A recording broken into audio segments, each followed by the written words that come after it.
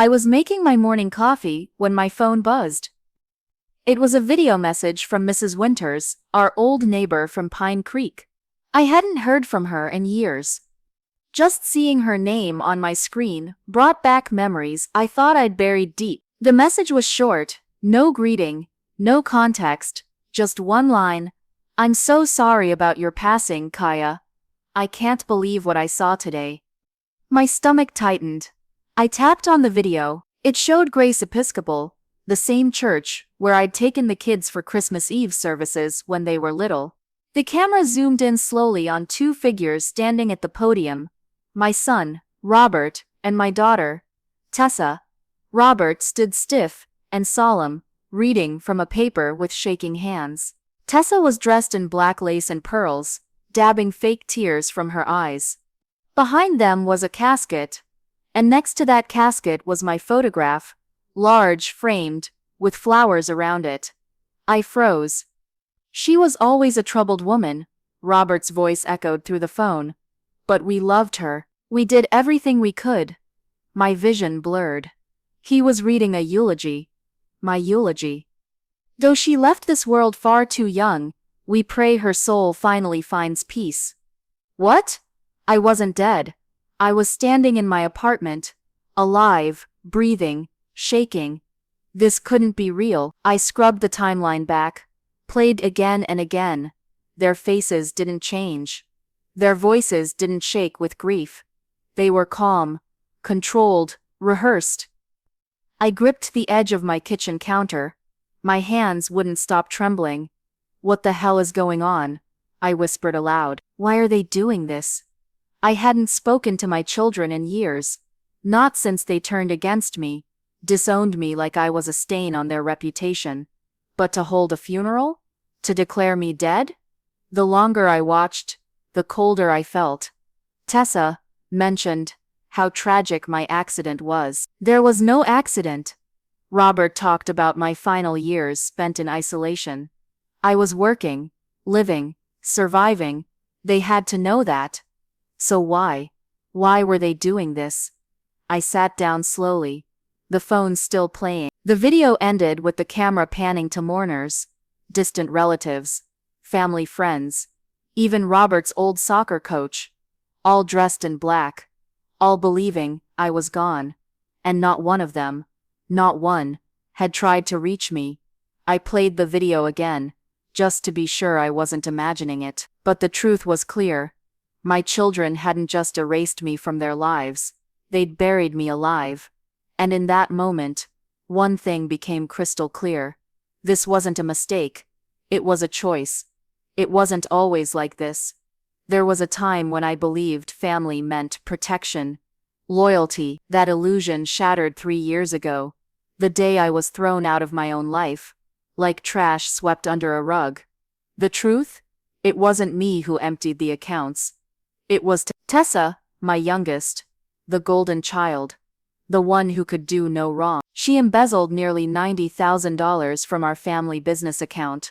She was reckless, addicted to a lifestyle she couldn't afford. When the numbers didn't add up and the books were audited, my children needed a scapegoat, and I was convenient. I still remember the exact words. Robert hissed at me in the kitchen of the home I'd raised them in. "Better one ruined parent than all of us." Tessa didn't even look at me when she added, "You've humiliated us. You're no longer our mother." The next morning, I was gone. No money, no explanation to anyone, just silence. I tried calling, texting.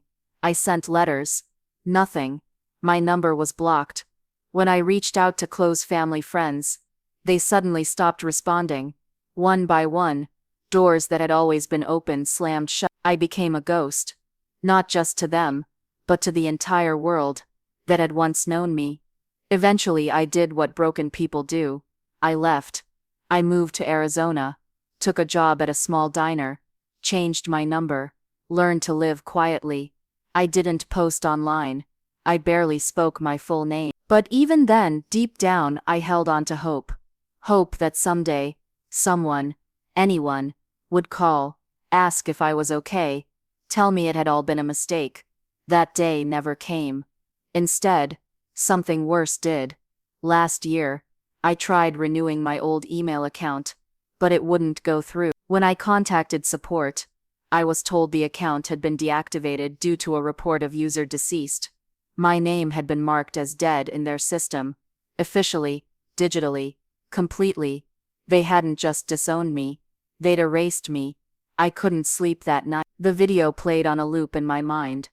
Their voices, their fake grief, my face next to a casket I'd never seen, my own funeral.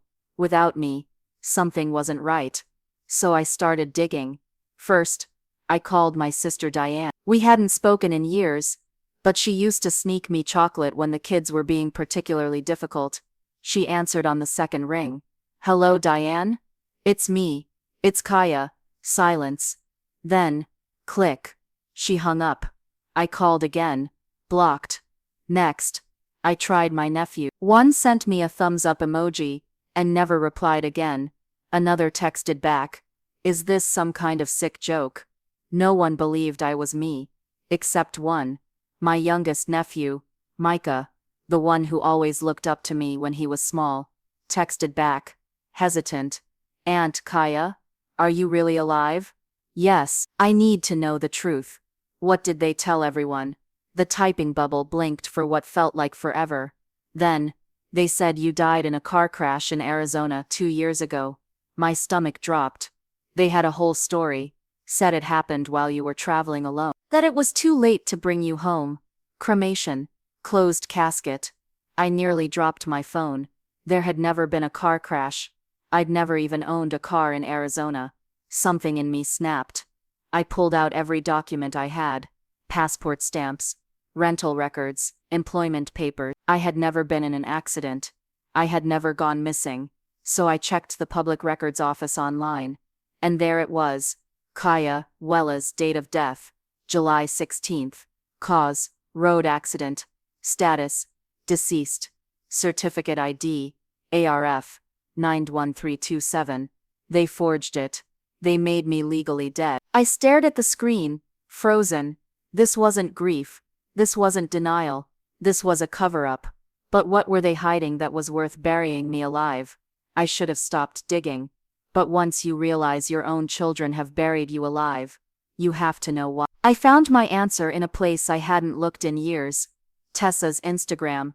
She'd gone public again, and there it was. A glittering carousel of images. White roses. Champagne fountains. A diamond the size of a small planet. Tessa's wedding. Everyone was there. Doris smiling like she hadn't hung up on me. My nephews clinking glasses. Even great-uncle Theodore, who lived in Montana, and never showed up for anything, but not me. Not one mention. Not one photo. Not even a wish. "Mom could have been here" caption. I was gone. Erased like I never existed. Until I looked closer. In one of the photos taken at the reception, there was a speech in progress. A toast. Her new husband stood smiling, and next to him, Robert, holding a wine glass, speaking into a microphone, grinning under the caption, "To the one true matriarch who always made us proud." And there it was. The switch. Not just forgotten. Replaced. Curious, I searched the family business registry. A few clicks, and my blood went cold. The trust fund my parents had left for my retirement, the lake house in Michigan, the investment portfolio, everything was transferred to Robert and Tessa 6 months after my death. Legally, quietly. They didn't mourn me. They profited off. I stared at Tessa's smiling face, white dress sparkling in the sun, and it hit me. My children didn't just replace me, they erased me, for gain. Enough was enough. If they wanted me dead, they were about to see just how alive I really was. The next morning, I walked into a law office with a stack of documents, and a fire in my chest. Passport stamps, employment contracts, tax filings, lease agreements, bank records, proof, unshakable, unforgivable. The young attorney across the desk looked stunned. "Your Ruxinjing, your own death certificate?" I slid the forged certificate across the table. "I'm not dead, but I plan to haunt them." He blinked, nodded slowly. "Then we'll start with a fraud complaint, and a motion to revoke the declaration of death. It'll take time, but legally, I don't have time. I cut in. Because apparently, I have a memorial this Sunday. He looked up. I didn't flinch. Earlier that day, a message had come through from an unknown number. Just one line. They're holding a memorial service for you next Sunday at Grace Episcopal. No name, no explanation. But I knew the church. I knew the address. It was real. And so was my plan. I stood at the window of my apartment that night, the city lights glittering below me, like sparks waiting for gasoline. They dressed me in lies, buried me in silence, pretended I never existed. But now I had a stage. Let them grieve. Let them cry. Let them perform. And when the curtain lit, let's give them a funeral to remember. Grace Episcopal had never looked so full. Cars lined the street like a parade of grief. The heavy doors of the church stood open, just long enough to let in mourners dressed in black, weeping, whispering, hugging each other like tragedy had touched them personally. I watched from across the street, black coat, sunglasses, still invisible. It was surreal, like watching a play about a character who looked like me, sounded like me, but wasn't me at all. Inside, the performance had begun. The organ played something slow and tragic. Candles flickered beneath my photo, the same one they used on the fake obituary. I remembered the day it was taken. I was smiling. For real. Back then, Robert stood at the pulpit, face solemn, voice just loud enough to carry. She was troubled, but we loved her. She lost her way, and though we couldn't reach her, we never stopped praying she'd come back to us. Tessa sat in the front row, dabbing tears with lace-trimmed tissues like she'd practiced for weeks. Her sobs were delicate, perfect. My mother, Kaya, was complicated, she said when it was her turn, but she was mine. I wish I could have said goodbye. A lie wrapped in a tear, tied with a bow. I stepped closer to the door, just enough to hear it all. The priest raised his hand, solemnly. May she rest in peace. I exhaled slowly. Not yet. The show was still going, but the main character hadn't arrived. Let us now stand for a moment of silence. The priest's voice echoed through the church like a final curtain call. Everyone rose to their feet, heads bowed, eyes closed, hands folded politely over hearts, and in that breathless pause, I pushed open the doors. The sound was sharp, deliberate. Two heavy oak doors, groaning open, like a tomb splitting in half. Cold light from outside poured into the church, spilling down the aisle like a spotlight, and I stepped into it, slowly, deliberately. Each heel strike on the marble floor echoed like a gunshot. Click, click. The silence cracked open. Gasps. A few people turned, then more. Whispers bloomed like wildfire. Is that? It can't be. A child's voice pierced the tension. Grandma, isn't that the lady in the picture? I took off my sunglasses. Eyes met mine, wide, disbelieving, terrified. Tessa's face went pale. Her lips trembled. Then she crumpled. A hard theatrical faint. Her body dropped like she'd rehearsed it. Robert's mouth hung open, wine glass slipping from his fingers. It shattered against the pew, and between them, the officiant, stunned, took a step back. I kept walking. Every eye in the building followed my steps like they weren't sure if they were seeing a ghost or a reckoning. And maybe I was both. I didn't say a word. I didn't need to. My presence was the thunder after the lie, the consequence they prayed would never come. By the time I reached the front of the aisle, the room was holding its breath. I turned, faced them all, and smiled. Let the truth begin. I stood at the front of the church, beneath my own portrait. The same photo they used to eulogize me, to bury. I turned to face the crowd, dozens of eyes staring at me, like I'd risen from the grave. Good, let them look. I cleared my throat once and spoke into the silence. I heard I died. My voice filled the space. But I'm here to correct the story. A ripple went through the room. No one moved. Some had phones in their hands, but forgot to blink, let alone hit record. There was no accident. No tragic car crash in Arizona. No closed casket, because the body was unrecognizable. I pulled a folder from my coat. Thick, stamped, sealed with government marks and dates. These are my employment records, tax filings, apartment leases, bank statements. I've been alive. I've been working. I've been surviving. The only thing I lost was them. I turned to my children. They told the world I died, faked the documents, filed a certificate, and when I was legally gone, I turned my eyes to Robert, who stood frozen, fingers clenched around nothing. They transferred everything to themselves, my trust fund, my inheritance, my home, my life. Tessa opened her mouth, tried to speak. I didn't let her. Enjoying the lake house you bought with my money? A murmur rose like thunder behind me. Someone whispered, "She's got proof." Another gasped, and then a phone lifted, red dot blinking. Someone was filming. Good. Let the world see this funeral for what it really was, not a farewell, a cover-up. You didn't lose a mother, I said, staring Robert down. You threw her away, and now you get to watch her walk back in. The lies were ashes, and I had just lit the match. I turned back one last time. Robert's face was ashen. Tessa, still trembling in her seat. No tissues to dab at now. You buried me to protect yourselves, I said calmly, but I came back to haunt you with the truth. No more shouting, no more lies, just silence. Heavy, final. As I walked out, the church bells began to ring. How fitting. A funeral bell. But this time, not for me. 3 weeks later, I sat across from Detective Michaels, at the police station, watching, as he closed the thick file on his desk. Mrs. Wells, this is one of the most disturbing cases of fraud I've seen in my 20 years on the force. I nodded, feeling nothing. The initial shock had worn off, replaced by a cold, calm clarity. The evidence is overwhelming, he continued.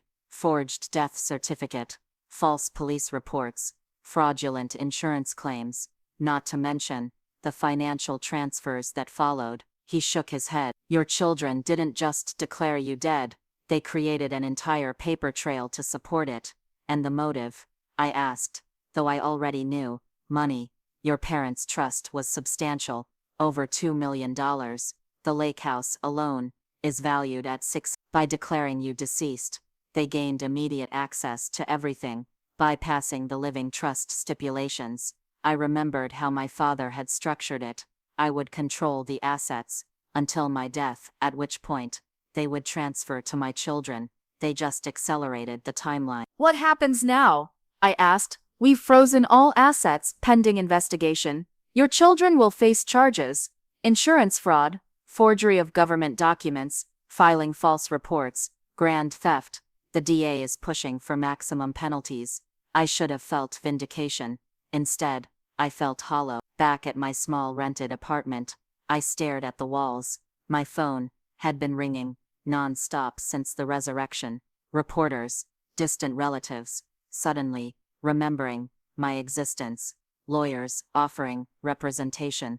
I ignored them all. Only one call I took, from my nephew, Micah. Aunt Kaya? I don't know what to say. I swear I didn't know what they were planning. I really thought you were gone. I know, Micah, I said, my voice softer than it had been in weeks. You were the only one who responded when I reached out. What they did, it's unforgivable. I found myself wondering, when does a betrayal go so deep that coming back from it becomes impossible? That evening, as the sun set over the city, I opened my email to find a message from Tessa. No subject line, just 2 words in the body. I'm sorry. Too little, too late. I deleted it without replying. Robert hadn't attempted contact at all. According to Micah, he was already meeting with high-priced attorneys, preparing his defense. I closed my laptop and walked to the window. Across the city, lights blinked on one by one, homes filling with evening routines, families gathering for dinner, couples settling in for the night, children being tucked into bed. Normal lives. Lives where mothers weren't erased for profit. My lawyer called the next day with news. The judge has reinstated you legally. Your death certificate has been nullified. You exist again, Kaya. I existed again. On paper at least. But as I hung up the phone, I wondered, if your own children can unmake you so completely, who are you when you come back? The answer, I was discovering, was both simpler and more complicated than I could have imagined. I was no longer just Kaya Wells, mother of 2. I was the woman who returned from the dead. 6 months later, I stood on the shore of Lake Michigan, watching waves lap against the wooden dock of what was once again my property.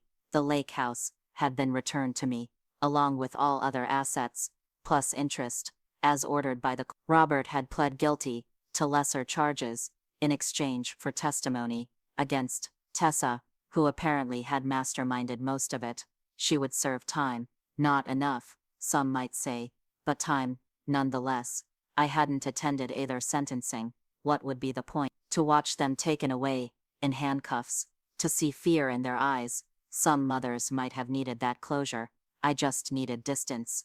The media circus had finally died down. Mother Crash's own funeral had slipped from headlines to old news, replaced by fresher scandals. My 15 minutes of macabre fame had passed, and I was grateful. Inside the lake house, dust covers still draped the furniture. Tessa had never actually moved in, too busy spending my money elsewhere. I pulled the sheets off, one by one, revealing the life I'd left behind. Family photos still sat on the mantel, younger, happier versions of us, frozen in time. I picked one up. Robert's high school graduation, Tessa's Sweet 16, holidays, where we smiled for real. Were those people ever real? Or had we always been strangers, wearing familiar faces? I placed the photos face down in a box. Some things shouldn't be preserved. My phone buzzed. A text from Micah. Just checking in. You doing okay up there? I smiled slightly. He'd been my one constant through all this. The only family that remained family. Getting settled. You should visit when you can. Will do. Oh, and I thought you should know. Robert's wife left him, taking the kids to her parents in Oregon. I set the phone down, without responding. Their consequences were their own now. I had divorced myself from their lives, as completely as they had tried to erase me from existence. That night, I sat on the dock, feet dangling, above the water, a glass of wine in my hand. The lake stretched dark and endless before me, stars reflecting on its surface, like scattered diamonds. Behind me, the house glowed, warm and empty. Ahead of me, stretched years I thought I'd never see, a second chance, a resurrection of sorts. I took a long sip of wine, and thought about what comes after being declared dead, not just legally, but in all the ways that matter. When the people who should love you most decide you no longer exist, and then you have the audacity to exist anyway, what then? The answer came to me, as clearly as the stars reflected in the lake. You build a new life, not from the ashes of the old one, but from fresh ground. You become not who you were, but who you choose to be now. I had spent 3 years as a ghost, then months as a scandal, a headline, a cautionary tale. Now finally, I could just be Kaya again, different, wiser, alive. I raised my glass to the night sky in a silent toast to the woman who walked into her own funeral and walked out with her life reclaimed. Some say forgiveness sets you free, but sometimes it's the refusal to disappear that truly liberates you. I finished my wine and stood up, brushing off my hands. Tomorrow, I would begin painting the lake house a new color, something bright and impossible to ignore, because if there's one thing I've learned, it's this: when they try to bury you, they never expect you to grow into something stronger than they could ever imagine. and I was just getting started.